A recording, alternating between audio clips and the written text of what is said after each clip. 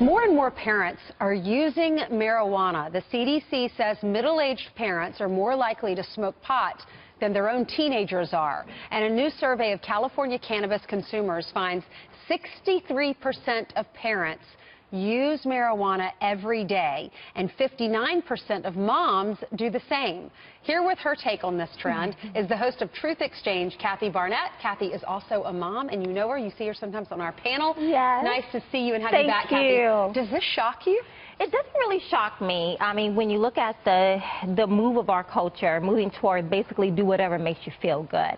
But I think one of the major issues is that because so many in our culture are glamorizing the use of recreational marijuana, I believe as a result, we are misdiagnosing why people are actually using it in the first place. Take a look on Google and read some of the articles you find there. One would think it's quite fashionable right now to smoke recreationally. They glamorize it? They glamorize it all the time. And in fact, I mean, and I guess it really is cooler to say I smoke a little weed on the side versus having to admit that you have an opiate addiction or to admit that you have a mental illness as well. According to the survey that you're referencing, women are actually replacing antidepressant, opiates, as well as alcohol with marijuana.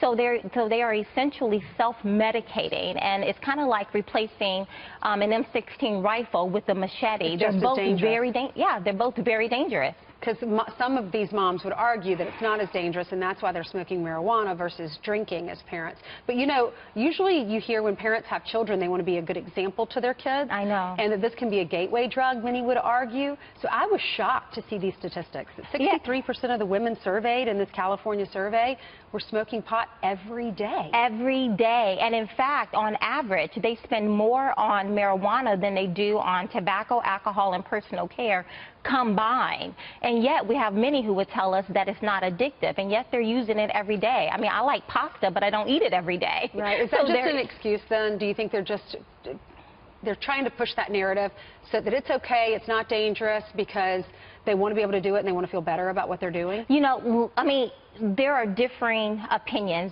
or reasons for wanting to push it. When you're talking to legislators, Colorado just got $200 million in tax revenue off of $1 billion in sales, so there's their impetus. This is what's interesting, too. If you're watching and you work in California, the majority of your coworkers might be high, because this study says 58% of working professionals consume cannabis, 31% consume cannabis while they're on the job.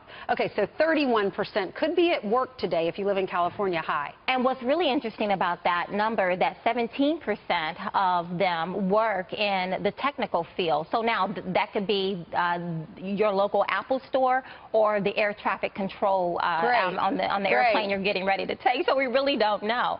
But nonetheless, I really believe that we are missing an opportunity by misdiagnosing why people are actually using it. We have an opiate as well as a mental health disorder crisis in our nation right now, and many people are self-medicating and masking it. Thank you so much for being with us, Kathy. Thank Great you. to see you.